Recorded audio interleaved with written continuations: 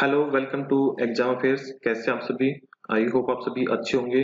इस video lecture के अंदर हम 9 जनवरी से रिलेटेड करंट अफेयर पढ़ेंगे और जैसा कि हमेशा मैं आपको सिलेक्टेड करंट अफेयर पढ़ाता हूं और उनके अलावा आपको पढ़ने की जरूरत नहीं होती क्योंकि उन्हीं में से आपका 100% एग्जाम आता है, उनसे बाहर कभी नहीं आता है। तो चलिए स्टार्ट करते हैं। और ये चीजें आप ऑफलाइन क्लासेस के अंदर मेरी नोटिस कर चुके होंगे कि जितना मैं पढ़ाता हूं उसी में से एग्जाम में आता है 100%। मैं आपको मंथली लगभग 100-120 करंट अफेयर कराता था और पिछले 6 महीने के यानी कि 600 के लगभग करंट अफेयर कराता था और उसी में से आपके एग्जाम में 40 के 40 या 50 के 50 क्वेश्चन जो अभी आपके एग्जाम में पूछे जाते थे वही कवर हो जाते थे। तो भरोसा रखिए, जितना मैं पढ़ाऊंगा उसी में से एग्जाम में आएगा और ज्यादा टाइम खराब करने की जरूरत नहीं है। बहुत सारे डाटा को फिल्टर करने की जरूरत नहीं है आपको। ऑलरेडी मैं फिल्टर्ड डाटा आपको प्रोवाइड कराता हूँ। तो चलिए पहले करंट अफेयर की तरफ बढ़ते हैं। सबसे पहला करंट अफेयर है आज का कि प्रवासी भारतीय दिवस, जिसको हम एनआरआई डे के रूप में जानते हैं, उसे कब सेलिब्रेट किया जाता है? तो हर साल प्रवासी भारतीय दिवस या एनआरआई डे 9 जनवरी को मनाया जाता है। कब मनाया जाता है? 9 जनवरी को। एनआरआई की फुल फॉर्म क्या होती है? Non resident Indian. Non resident Indian. तो एनआरआई का मतलब क्या होता है? देखिए, मैं सिंपल भाषा में आपको बताना चाहूंगा। यहाँ पर सारी सारी टर्म कंडीशन नहीं बताऊंगा, वैसे बहुत सारी कंडीशंस होती हैं। अगर कोई भारतीय, सबसे पहले जान लीजिए एनआरआई होता क्या है। ऐसा व्यक्ति जो वैसे तो इंडिया ओरिजिन से था, ठीक है, उसकी पैदाइश इंडियन थी, लेकिन वो इंडिया से बाहर रह रहा है, किसी भी कारणवश जॉब के चक्कर में रह रहा है या वहीं पर सेटल हो गया है, तो उनको एनआरआई कहा जाता है। तो इसके लिए कंडीशन क्या है? अगर कोई भी भारतीय एक साल में से 365 डे में से 182 दिन 182 डेज इंडिया से बाहर रहता है और ऐसा वो लगातार 4 साल तक, लगभग 4 साल तक वो बाहर रहता है, हर साल 182 दिन 182 डेज इंडिया से आउट किसी दूसरी कंट्री में रहता है, तो वो इंडिया के लिए क्या कहलाता है? Non resident Indian. भाई इंडियन तो है लेकिन इंडिया के अंदर रहता नहीं है, इसका मतलब ये होता है। तो उन लोगों के लिए जो जॉब के लिए या कहीं और किसी भी कारण से दूसरे देश में सेटल हो गए हैं, उनको याद करने के लिए ये दिन हर साल मनाया जाता है, क्योंकि वो अपनी यहाँ पर फैमिली को अपनी सैलरी वगैरह, पैसे वगैरह भेजते हैं, जिससे इंडिया की जीडीपी बढ़ती है, ठीक है, डॉलर्स मिलते हैं इंडिया को। तो उनका हमारे डेवलपमेंट में, इंडिया के डेवलपमेंट में जो योगदान है, उस योगदान के महत्व को बताने के लिए हम एनआरआई डे या प्रवासी भारतीय दिवस हर साल 9 जनवरी को मनाते हैं। इस साल भी हमने 9 जनवरी को मनाया और हर साल अलग अलग थीम होती है। तो 2021 के लिए जो थीम है वो क्या है? थीम भी आपके लिए इंपॉर्टेंट बनती है और थीम है कंट्रीब्यूटिंग टू आत्मनिर्भर भारत। कंट्रीब्यूटिंग टू आत्मनिर्भर भारत मोस्ट इंपोर्टेंट है, भाई रट लीजिए। अब दूसरी बात आती है कि 9 जनवरी को ही एनआरआई डे क्यों सेलिब्रेट किया जाता है? क्योंकि 1915 में 9 जनवरी को ही महात्मा गांधी साउथ अफ्रीका से इंडिया लौटे थे। इसी तारीख को 1915 में 1915 में महात्मा गांधी साउथ अफ्रीका से भारत वापस लौटे थे। वो साउथ अफ्रीका क्या करने गए थे भाई? वो पढ़ाई लिखाई कर रहे थे, अपनी बैरिस्टर बन के वापस लौटे थे, ठीक है, और वो भी एनआरआई थे, ठीक है। तो फिर वो वापस इंडिया के अंदर आ गई, इंडिया के अंदर ही रहना स्टार्ट कर दिया था। तो उस खास दिन को याद करते हुए एनआरआई डे सेलिब्रेट किया जाता है। मेरे हिसाब से याद रखेंगे। ये क्वेश्चन एग्जामिनर का फेवरेट क्वेश्चन है, काफी एग्जाम में पूछता है, हर साल पूछता है कि प्रवासी भारतीय दिवस कब मनाया गया और इसकी थीम क्या थी, ठीक है। ये भी याद रख लीजिए कि किसके नाम पर मनाया जाता है, किस, तो महात्मा गांधी के नाम पर मनाया जाता है। मेरे हिसाब से याद हो गई होंगी चीजें। कंट्रीब्यूटिंग टू आत्मनिर्भर भारत 9 जनवरी, 9 जनवरी क्लियर है। मोस्ट इंपोर्टेंट है भाई। अगर मैं मोस्ट इंपोर्टेंट कह रहा हूं तो एग्जाम में 100% आएगा। रिसेंट के जितने मेंस के एग्जाम होने वाले हैं, किसी न किसी में ये क्वेश्चन जरूर टपकेगा, देख लेना। जब आएगा तो मैं आपको बता दूंगा कि किस एग्जाम में पूछा गया है। हर साल पूछा जाता है। चलिए आगे बढ़ते हैं। अगला है कि शौर्य सैलरी अकाउंट। शौर्य सैलरी अकाउंट किस बैंक ने स्टार्ट किया है और किसके लिए स्टार्ट किया है? अब भाई मेरी बात ध्यान से सुनना। बंधन बैंक ने इंडियन आर्मी के साथ एक एग्रीमेंट साइन किया है कि इंडियन आर्मी के अंदर जितने भी पर्सन हैं उन सभी को हम एक सेविंग अकाउंट प्रोवाइड कराएंगे जिसका नाम क्या होगा? शौर्य सैलरी अकाउंट। इसके फीचर्स भी मैं आपको बताऊंगा। सबसे पहले इसका नाम याद रख लीजिए, शौर्य सैलरी अकाउंट। किस बैंक ने प्रोवाइड किया है? बंधन बैंक। बंधन बैंक ने किसको प्रोवाइड किया है? आर्मी पर्सोनल्स को, यानी कि आर्मी के अंदर जितने भी पर्सन हैं उन सभी को, आर्मी के अंदर जितने भी हमारे जवान हैं उन सभी को ये सैलरी अकाउंट प्रोवाइड कराया जाएगा। ठीक है मेरी बात? तो आपसे किस तरीके से क्वेश्चन पूछा जाएगा, पहले क्वेश्चन की लैंग्वेज को समझते हैं।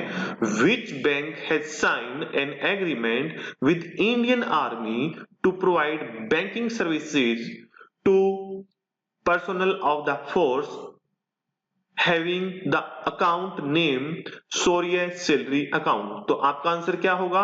बंधन बैंक। ठीक है, एक क्वेश्चन इस तरीके से पूछा जा सकता है। ठीक है, दूसरा क्वेश्चन किस तरीके से पूछा जाएगा? Recently Bandhan bank has sign an agreement with Indian army to provide banking services to the personnel of the force, kindly mention the name of the account name. ठीक है, तो क्या पूछा जाएगा आपसे? आंसर क्या होगा आपका? शौर्य सैलरी अकाउंट। बंधन बैंक ने इंडियन आर्मी के साथ बैंकिंग सर्विसेज प्रोवाइड कराने के लिए एक एग्रीमेंट साइन किया है। इस एग्रीमेंट के अंतर्गत बंधन बैंक इंडियन आर्मी को कौन सा सैलरी अकाउंट प्रोवाइड कराएगा? तो उसका नाम क्या होगा? शौर्य सैलरी अकाउंट। मैंने बहुत बार रिपीट कर दिया भाई। क्यों रिपीट कर दिया है? क्योंकि ये आपके एग्जाम में आएगा। ठीक है, बहुत ज्यादा इंपॉर्टेंट है। ठीक है, अब बात करते हैं ये शौर्य सैलरी अकाउंट है जो बंधन बैंक प्रोवाइड कराने जा रहा है, इसके अंदर जो हमारे जवान हैं उनको क्या बेनिफिट मिलेगा? इसके अंदर बेनिफिट मिलेगा कि इसको अकाउंट को ओपन करने के लिए आपको कोई बैलेंस मेंटेन करने की जरूरत नहीं है। आजकल सभी बैंक में हो रखा है ना भाई, मिनिमम इतना बैलेंस तो मेंटेन करना पड़ेगा। किसी में 5,000 है, किसी में 10,000 है, किसी में 2,500 है। तो ये जीरो बैलेंस अकाउंट है, मिनिमम अकाउंट मेंटेन करने की जरूरत नहीं, मिनिमम बैलेंस मेंटेन करने की जरूरत नहीं है। प्लस आप जब सेविंग अकाउंट ओपन कराते हैं तो उसपे कितनी मिलती है आपको? जो इंटरेस्ट रेट है 4% भी नहीं मिलती, आज तो 3 के आसपास हो रखी होगी। लेकिन इस पर जो इंटरेस्ट रेट मिलेगी वो 6% मिलेगी। कितनी मिलेगी? 6% मिलेगी। जीरो बैलेंस अकाउंट है। प्लस आपको जो एटीएम मिलेगा उसमें आपको महीने में कितनी ट्रांजेक्शन मिलती है? 3 ट्रांजेक्शन फ्री मिलती है, लेकिन यहां पर अनलिमिटेड एटीएम ट्रांजेक्शन मिलेगी। प्लस जो एनुअल चार्जेस होते हैं वो आपसे नहीं लेगा बैंक, और कितनी भी आप NEFT, RTS, IMPS, DD, demand draft transaction कितनी भी कीजिए, आपसे कोई एक्स्ट्रा चार्ज नहीं लेगा बैंक। कुल मिलाकर क्या है? बस आपको इसके अंदर पैसा रखना है और उस पर भी 6% इंटरेस्ट मिलेगा और बैंक आपसे कोई चार्ज भी नहीं लेगा। इसके साथ ही बैंक आपको फ्री ऑफ कॉस्ट 30 लाख रुपए का इंश्योरेंस भी प्रोवाइड कराएगा। आपको किसको? जवानों को। ठीक है, ये अकाउंट वही लोग ओपन कर सकते हैं, वही पर्सन ओपन कर सकते हैं जो हमारी इंडियन आर्मी के अंदर ज्वाइंट हैं। ठीक है, इंडियन आर्मी के अंदर हैं वही पर्सन इनको ओपन कर सकते हैं। 30 लाख रुपए का फ्री एक्सीडेंटल इंश्योरेंस मिल रहा है। एक्सीडेंट में अगर मौत हो जाती है तो आपको 30 लाख रुपए मिलते हैं, आपकी फैमिली को 30 लाख मिलते हैं। साथ ही एयर एक्सीडेंट हो जाता है तो आपको 1 करोड़ रुपए तक का, एयर एक्सीडेंट क्या होता है भाई? हवाई जहाज में आपका एक्सीडेंट हो गया, मौत हो गई, तो 1 करोड़ मिलता है। ठीक है, दूसरा, आपकी फैमिली के अंदर कोई बच्चा है उसको 4 साल तक फ्री एजुकेशन मिलेगी up to 1 lakh per year, यानी कि हर साल 1 लाख रुपए तक के बच्चों को एजुकेशनल बेनिफिट्स मिलेंगे। यानी कि टोटल मिलाकर मैं कह सकता हूं अगर मैक्सिमम लेता है कोई तो 4 लाख रुपए का 4 साल में। ठीक है, तो ये इसके बेनिफिट हैं। तो भाई अगर कोई भी पर्सन इस अकाउंट को ओपन कराता है तो विन विन सिचुएशन है, कोई बुराई नहीं, कोई टोटा नहीं है, फायदा ही फायदा है। ये अकाउंट मेरे हिसाब से सभी जवानों को लेना चाहिए। अब हो सकता है इसी कंपटीशन में दूसरे बैंक भी प्रोवाइड कराना स्टार्ट कर दें, तो मुझे तो ये इसके फीचर बहुत अच्छे लगे। क्या इसके जो फीचर्स हैं आपके एग्जाम में पूछे जाएंगे? नहीं, ये चीजें आपके एग्जाम में नहीं पूछी जाएगी। केवल नाम पूछा जाएगा, बैंक का नाम पूछा जाएगा और किसके साथ ये कॉन्ट्रैक्ट किया है, एग्रीमेंट किया है, ये पूछा जाएगा आपसे। मेरी बात समझ में आई? लेकिन हमें इसकी इंपॉर्टेंस तो समझनी थी ना भाई, सोरिया सैलरी अकाउंट है क्या। तो हमने फीचर इसलिए डिस्कस किए क्योंकि आप बैंकिंग के अंदर जाने वाले हैं, तो बैंकिंग के फीचर पता होने चाहिए, लेकिन इसके अंदर के फीचर आपसे एग्जाम में नहीं पूछेंगे। मैं हर एक वो चीज डिस्कस करूंगा आपसे, क्या पूछेंगे क्या नहीं पूछेंगे। अगली बात है बंधन बैंक से और क्या क्वेश्चन पूछा जा सकता है। दूसरा क्वेश्चन पूछा जा सकता है कि बंधन बैंक का हेडक्वार्टर कहां पर है। तो बंधन बैंक का हेडक्वार्टर कहां पर है? बेंगलुरु में है, बेंगलुरु में है। अगला क्वेश्चन क्या पूछेंगे आपसे कि बंधन बैंक के एमडी सीईओ कौन है। तो चंद्रशेखर घोष। क्या है? चंद्रशेखर घोष बंधन बैंक के MD and CEO, chief executive officer and managing director है। मेरे हिसाब से समझ में आ गया होगा ये। ठीक है, मैंने अभी मोस्ट इंपोर्टेंट दो करंट अफेयर बताए हैं, एग्जाम के लिए मोस्ट इंपोर्टेंट है। चलिए आगे बढ़ते हैं। एक मैंने 3 तारीख के करंट अफेयर में आपको एक क्वेश्चन पढ़ाया था कि ब्लूमबर्ग मिलीनियर्स बिलीनियर्स इंडेक्स 2021 में किसने टॉप किया है। तो ये पढ़ाया था मैंने, ब्लूमबर्ग बिलीनियर्स इंडेक्स 2021 के अंदर सबसे अमीर इंसान कौन है। 3 तारीख में मैं ऑलरेडी ये स्लाइड आपको पढ़ा चुका हूं। मैंने बताया था कि एक पहले नंबर पर है जेफ बेजोस जो अमेजन के फाउंडर सीईओ हैं। दूसरे नंबर पर है एलोन मस्क, ठीक है, जो कि टेस्ला और आपके स्पेस एक्स के फाउंडर सीईओ हैं, 9 कंपनियों के मालिक हैं। और तीसरे नंबर पे थे बिल गेट्स जो कि माइक्रोसॉफ्ट के फाउंडर हैं। ठीक है, तो ये इसके अंदर थोड़ा सा अपडेट किया है किसने? ब्लूमबर्ग इंडेक्स ने। ठीक है, ब्लूमबर्ग बिलियनियर्स इंडेक्स के अंदर ब्लूमबर्ग ने इसके अंदर चेंज किया है। ठीक है, चेंज क्या किया है कि जो 2 नंबर पर पर्सन था वो 1 नंबर पर आ गया है और जो 1 नंबर पर पर्सन था वो 2 नंबर पर आ गया है। मतलब कि दुनिया का सबसे अमीर इंसान कौन बन गया है? एलन मस्क बन गया है। और सेकंड नंबर पर कौन आ गया है? जेफ बेजोस, ठीक है, जो कि 2017 से पहले नंबर पर बने हुए थे, अमेजन के फाउंडर। ठीक है, और तीसरे नंबर पर बिल गेट्स हैं अभी भी, और 12वें नंबर पर Mukesh Ambani as it is है। तो ये थोड़ी सी अपडेट है क्योंकि इन्होंने अपडेट किया था, तो मैं अपडेटेड करंट अफेयर आपके लिए ले आया हूं कि अब world richest person according to Bloomberg billionaires index तो कौन बन गए हैं? टेस्ला के फाउंडर एलन मस्क। ठीक है, एलन मस्क। ऐसा क्यों हुआ? अब ऐसे चेंज क्यों हो गया? क्योंकि टेस्ला के जो शेयर्स के प्राइसेस थे अचानक से बढ़ गए हैं। जो लास्ट थर्सडे था 6% की बढ़ोतरी देखी गई है, जिसके बाद एलन मस्क की जो नेटवर्थ है 188.5 बिलियन हो गई है। और जो अमेजन के फाउंडर थे जॉफ बेजोस, उनकी 187 है नेटवर्थ, तो इनसे ऊपर चली गई, तो ये पहले नंबर पर आ गए हैं। और दूसरे नंबर पर जेफ बेजोस और तीसरे नंबर पर as it is Bill Gates हैं तीसरे नंबर पर। और 12वें नंबर पर मुकेश अंबानी। ये मुकेश अंबानी भी मोस्ट इंपोर्टेंट है भाई, याद रखना इनका कौन सा नंबर है मुकेश अंबानी, क्योंकि हो सकता है एग्जामिनर इंडियन के बारे में ही पूछे। दुनिया के तो सबको पता ही है ना, इंडिया का पता होना चाहिए आपको। ठीक है, आप इंडिया में रहते हैं। तो ये 4 चीजें थी जिनमें छोटी सी अपडेट कंपनी ने की, तो हमने भी आपको अपडेटेड करंट अफेयर पढ़ा दिया है। मेरे हिसाब से याद रहेंगी ये चीजें, आपको समझ में भी आया होगा। तो ये मैंने आपको दोबारा से अपडेट करके पढ़ा दिया है current affair, world richest person कौन है। ठीक है, आज का लास्ट करंट अफेयर देखते हैं। अब एक मोबाइल एप्लीकेशन लॉन्च की गई है, स्त्रक नागरिक। स्त्रक नागरिक का मतलब क्या होता है? चौकन्ना। स्त्रक का मतलब क्या होता है? चौकन्ना। नागरिक का मतलब पर्सन, लोग। ठीक है, स्त्रक नागरिक। स्त्रक नागरिक। ये ऐप किसने लॉन्च की है और किस पर्पज के लिए लॉन्च की है? ठीक है, हु हैज लॉन्च द, या by whom this application is launched.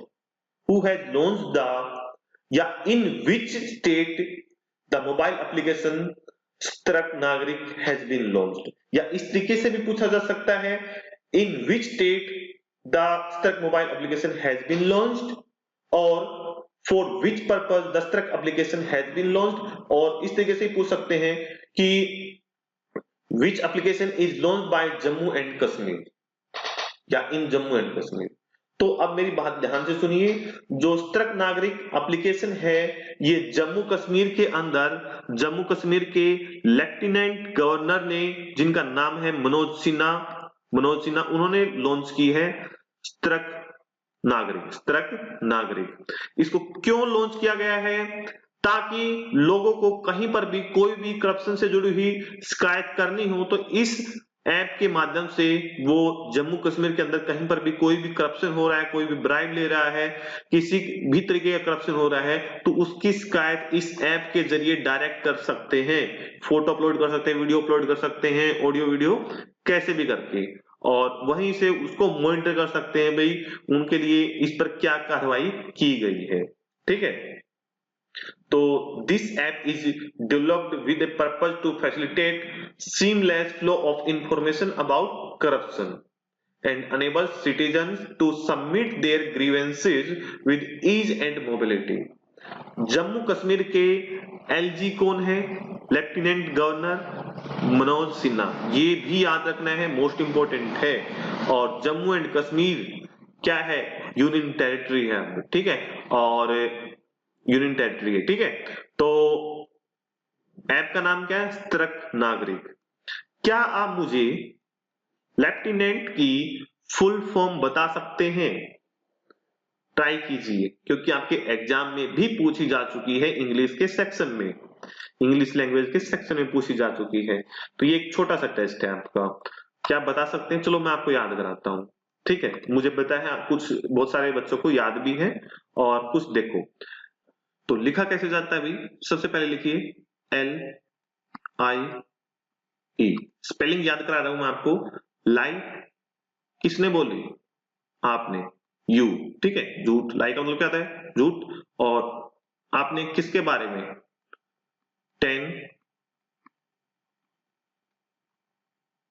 10 aunt.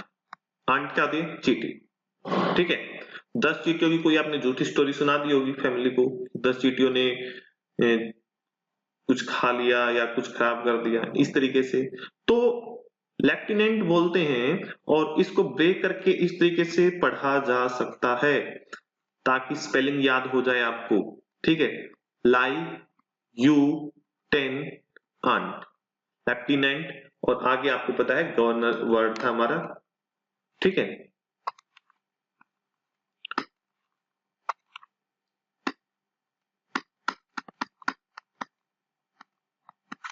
ठीक है, तो ये आपको याद रखना है। आज की क्लास यहीं पर हम खत्म करते हैं। Thank you, have a nice day.